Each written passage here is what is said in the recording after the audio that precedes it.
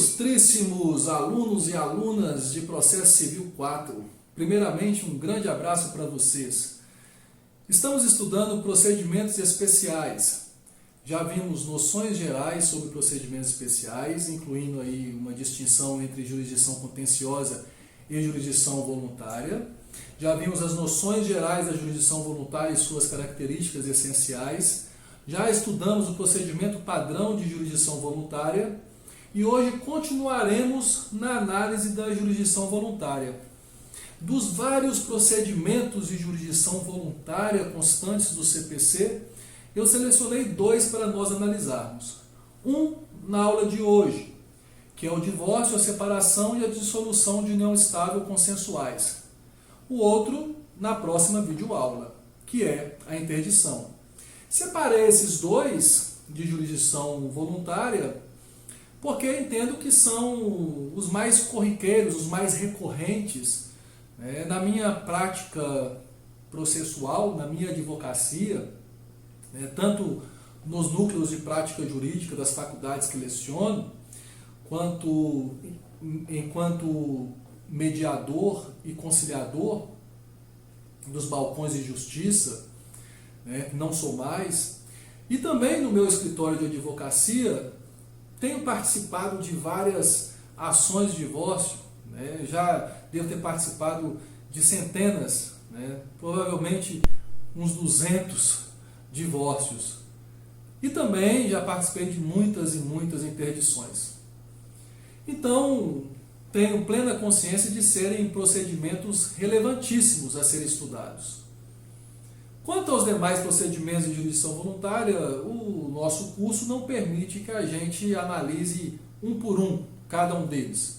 Por isso que o nosso planejamento ele prima pela análise das noções gerais, né, relativas à jurisdição voluntária, aquele procedimento padrão dos artigos 720 a 724 do CPC, que se aplicam sempre que não houver um procedimento especial específico de jurisdição voluntária, tá? E depois analisaremos e estudaremos alguns procedimentos relevantes também de jurisdição contenciosa. Pois bem, então, o nosso tema, divórcio, separação e dissolução de união estável consensuais, esse procedimento é regulado no Código de Processo Civil nos artigos 731 a 734. Lembrando que, se for divórcio, separação ou dissolução de união estável contencioso, se houver um litígio, o procedimento a ser adotado é o das ações de família. É um procedimento contencioso, procedimento especial, previsto nos artigos 693 a 699 do Código de Processo Civil, certo? Mas não é o momento para estudarmos esse procedimento. Vamos analisar o procedimento da jurisdição voluntária. Todavia, antes de estudarmos o procedimento, é necessário fazermos uma importantíssima consideração. Porque você que está ouvindo o vídeo deve estar se questionando: ora, o professor Danilo Fontes está falando de separação. Eu nem ouço falar em separação. Que cara velho é esse, separação? O que é isso, separação? Só ouço falar de divórcio. Pelo menos tecnicamente, né, ouvimos falar mais de divórcio. No dia a dia, corriqueiramente, as pessoas falam muito de separação. Certo? Pois bem, uma grande mudança ocorreu na nossa prática jurídica, né, nos nossos processos de divórcio, após a emenda constitucional número 6666 de 2010. Essa emenda constitucional fez uma importantíssima alteração no artigo 226 da nossa Constituição, que trata do Instituto da Família, o cerne da sociedade, trazendo uma alteração no parágrafo 6º do artigo 226 da Constituição. O artigo 226 da Constituição, permitam-me ler, por favor, peço licença para ler, no parágrafo 6º, previa o seguinte, antes da alteração da Emenda Constitucional 66 de 2010. Abre aspas. O casamento civil pode ser dissolvido pelo divórcio após prévia separação judicial por mais de um ano,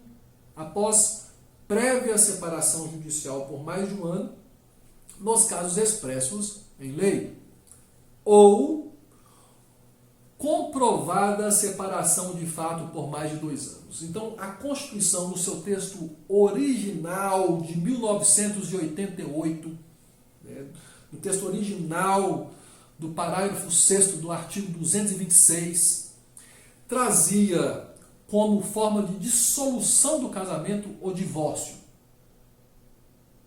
Mas, para ocorrer o divórcio, ela trazia 2 requisitos, que não se somam, era um ou outro. Primeiro, ou você tinha uma prévia separação judicial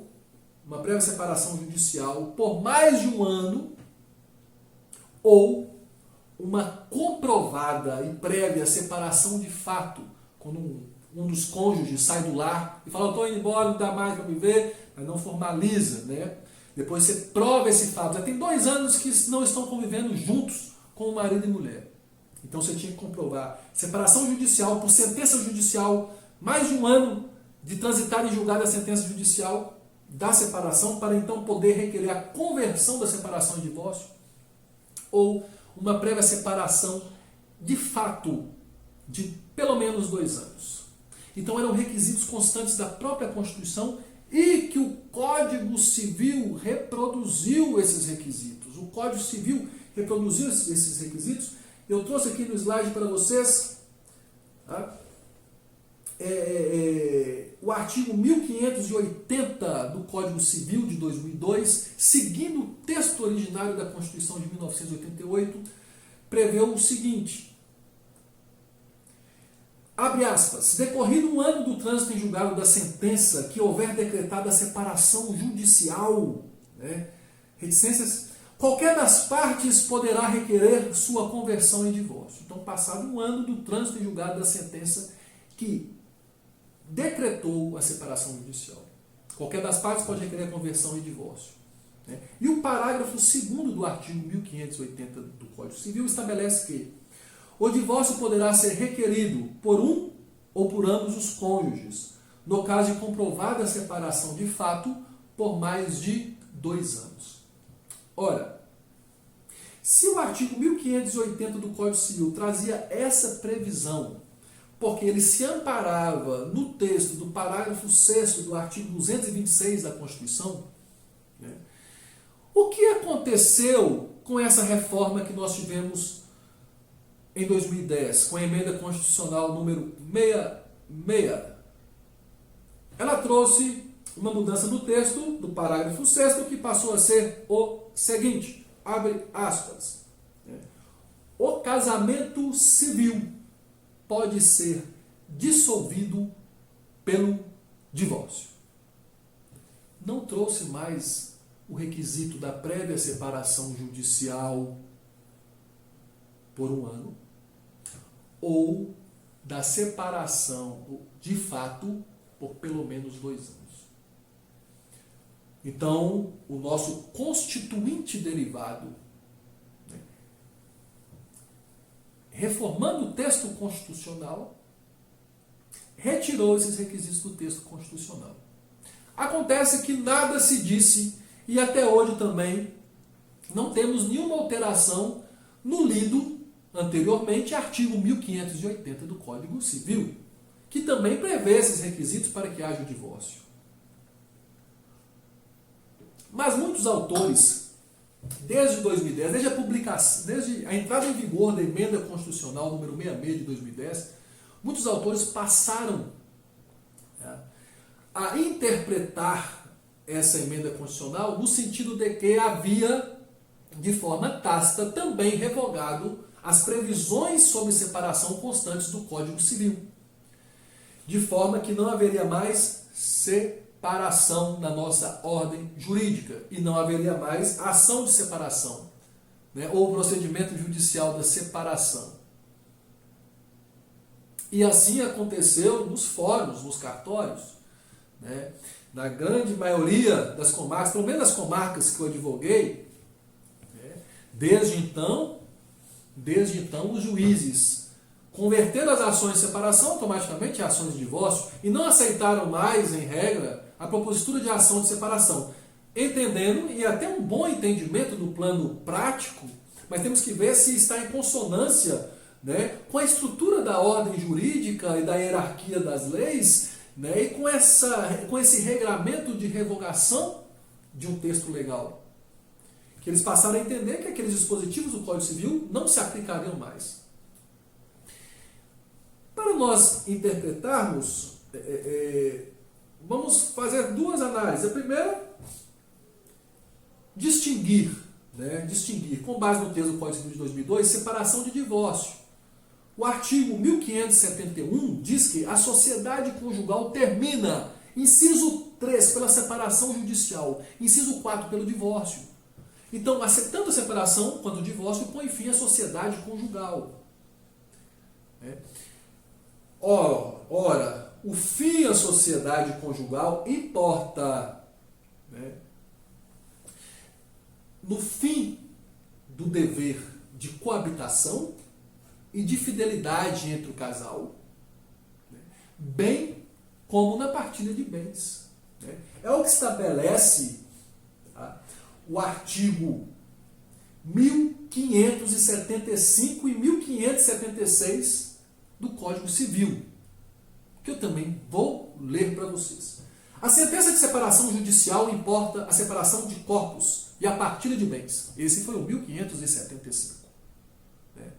O 1576, por sua vez, dispõe que a separação judicial põe termo aos deveres de coabitação e fidelidade recíproca e ao regime de bens.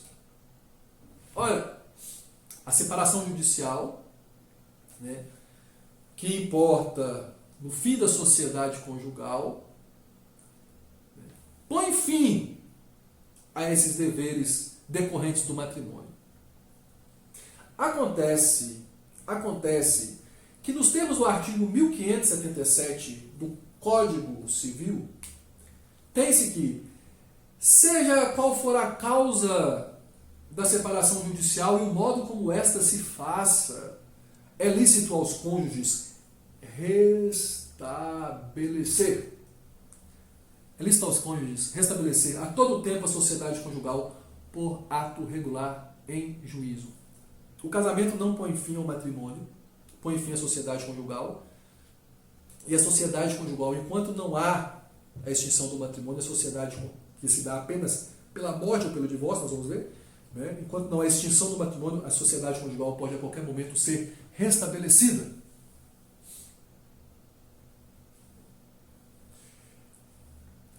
O parágrafo 1º do artigo 1571 deixa claro que o casamento válido só se dissolve pela morte de um dos cônjuges ou pelo divórcio. Pois bem, queridos alunos e alunas, o que eu quero dizer aqui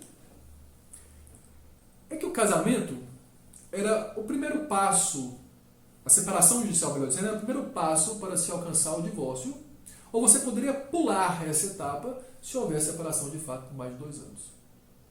O legislador, talvez, munido nesse espírito cristão, da importância da família como cerne da sociedade, sempre via uma possibilidade de um arrependimento do casal que se separou, que de repente aquela luz do amor, da paixão, poderia brilhar de novo nos corações dos cônjuges, e ao se olharem, quando seus olhares se entrecruzarem novamente, a paixão florescendo de novo, poderiam reatar o vínculo conjugal. O que eu acho uma utopia muito grande depois de tantas ações de divórcio que eu participei. Melhor deixar que é para terminar, termine logo de vez, não fica nesse vai ou não vai ou não vai, não fica em cima do muro, extingue logo o matrimônio. E essa foi a interpretação que se deu, após a emenda constitucional 66 de 2002, que não seria mais necessário para os cônjuges passarem por esse purgatório da separação antes de alcançarem a extinção do matrimônio. Ok. E isso ficou meio que pacificado até a edição do Código de Processo Civil de 2015, que entrou em vigor em março de 2016, porque ele, parecendo desconsiderar toda essa interpretação doutrinária, né, do direito civil consoante à Constituição, o legislador regulou a separação consensual. Então existe para o legislador a separação consensual. Então, para o legislador não houve a revogação da separação consensual. Mas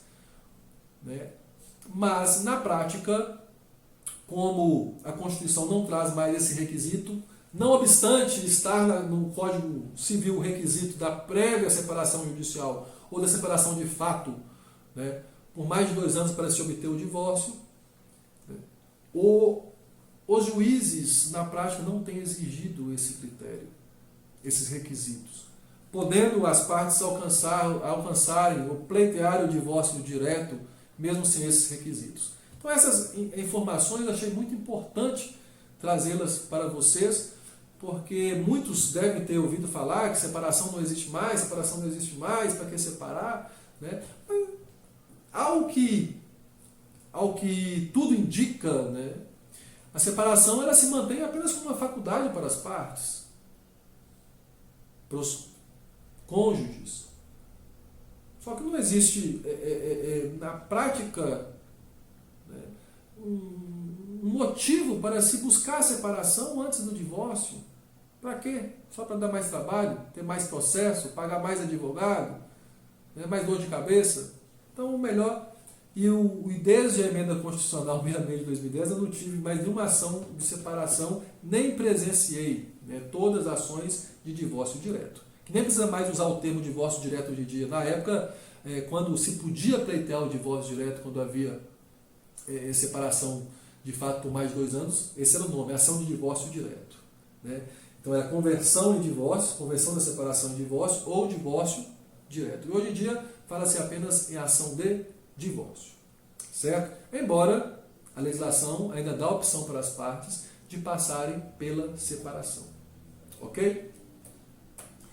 E o procedimento? Antes de tratar do procedimento, é necessário deixarmos claros apenas alguns requisitos essenciais para que ocorra o divórcio consensual. Primeiro, que ambos os cônjuges estejam de acordo com o divórcio. Não precisa dar motivação para o divórcio, basta dizer que não tem mais como restabelecerem a vida em comum. Isso será questionado numa eventual audiência, né? Se há a possibilidade do casal restabelecer a vida em comum. Não tendo como, estando ambos, né, consentindo com o divórcio, pode haver o divórcio consensual. Tem também, né, que haver um prévio acordo no qual se preserve tanto os interesses de ambos os cônjuges no que diz respeito aos bens, à guarda dos filhos, à eventual pensão, a uma contribuição para cuidar dos filhos. Né? Então esses são os requisitos para que nós possamos ter o divórcio ou a separação ou a dissolução de união estável consensuais. E com base nesses requisitos que o legislador vai regular esse procedimento. Então o artigo 731 do CPC estabelece que, né, a homologação que será feita da petição apresentada perante o juízo do divórcio consensual, da separação consensual, deverá ser assinada por ambos os cônjuges, né, acompanhados por advogado. Pode ser o mesmo advogado para ambos os cônjuges, ou cada um pode estar acompanhado por um advogado, né, diferente. Tem situações que eu advogo para ambos os cônjuges. Tem situação que eu estou com um cônjuge e há outro advogado representando outro cônjuge. E isso não impede que nós entabulemos um acordo de um divórcio consensual. Eu falo divórcio porque, como eu falei para vocês, desde 2010 não fiz mais separação.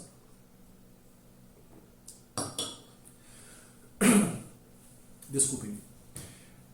Bem, e nessa petição deve constar, inciso 1, as disposições relativas à descrição dos bens e à partilha dos bens comuns do casal, a questão da partilha dos bens, embora o parágrafo único do artigo 731 estabelece que, se não houver um consenso quanto à partilha dos bens, nada impede que as partes requeiram a homologação do divórcio consensual, bem como da questão relativa à guarda dos filhos e da ajuda para a criação dos filhos, e, se for o caso, de uma pensão de um cônjuge para outro, e prossiga contenciosamente, né, discutindo a partilha dos bens.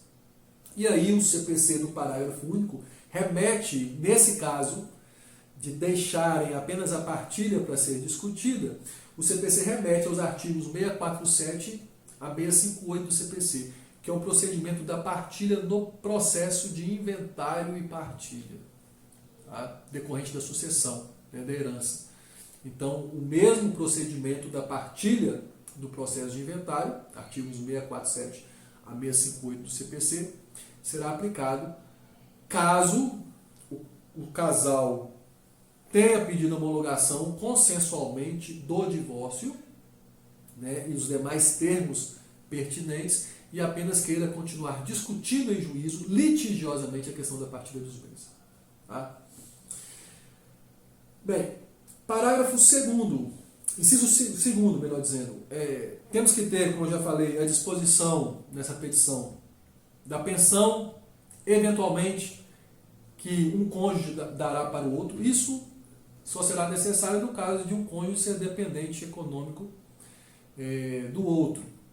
Se ambos os cônjuges forem dependentes, eles podem abrir mão mutuamente da pensão. E é assim que vocês constarão de suas petições, né? Se não quiserem, se ambos abrirem mão, vai constar da petição que ambos abrem mão da pensão. Mas tem que constar, né, que estão abrindo mão expressamente.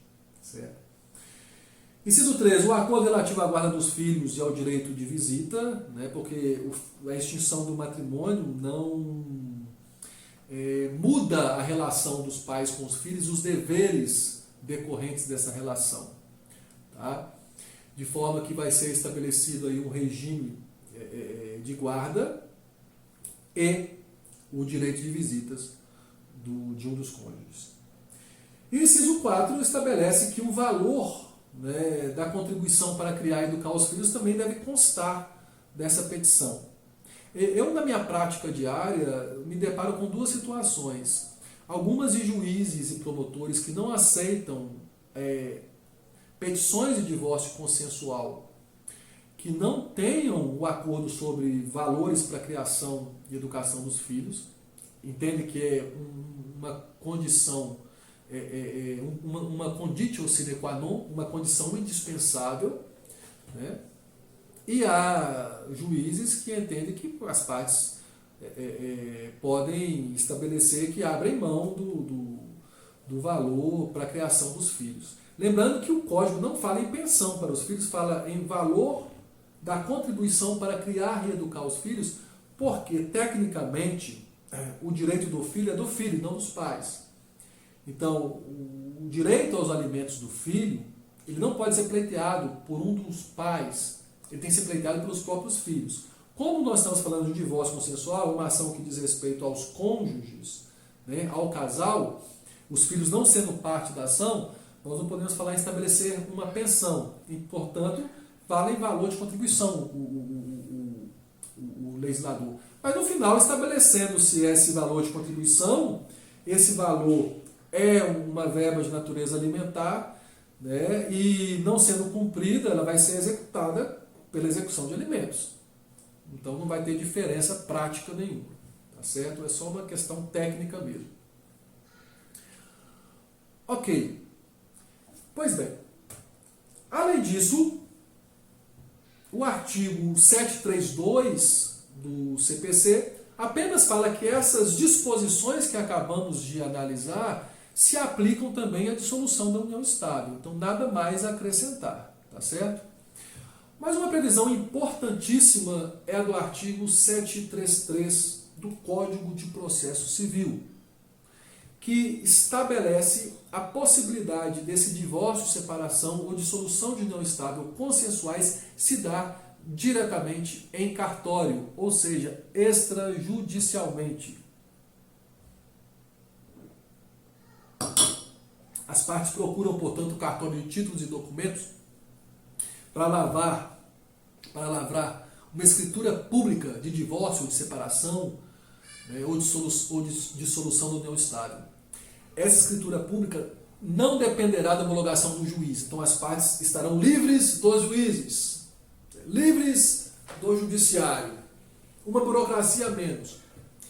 E com relação ao advogado, estarão livres dos advogados, estarão livres de mim, estarão livres de vocês, advogados, futuros advogados? Não. Mesmo sendo extrajudicial em cartório, é necessário haver a representação para o advogado, a participação de um advogado ou de dois advogados, se cada um tiver o seu, né, no ato. Certo? E todos os requisitos que nós vimos constantes do artigo 731 têm que estar constantes dessa escritura pública. Tá? O artigo 733 caput diz o seguinte: o divórcio consensual, a separação consensual, extinção da união estável consensual, não havendo nascituros ou filhos incapazes e observados os requisitos legais, poderão ser realizados por escritura pública, da qual constarão as disposições de que trata o artigo 731. Então preste atenção, só vai poder haver o divórcio extrajudicial em cartório sem passar, né, por um procedimento judicial, se não houver filho incapaz nem nascitura. Porque se houver filho incapaz, tem que ser judicial. Aí vocês não vão se livrar dos juízes. Tem que passar pelo juiz, tem que haver a homologação do acordo de divórcio por sentença. Tá? Se houver filhos menores. Então, só diante da inexistência de filhos menores é que as partes, o casal, no caso, poderá buscar a via extrajudicial para o divórcio, a separação ou dissolução da união estável. Tá? O parágrafo 1º diz que a escritura não depende da homologação judicial, né?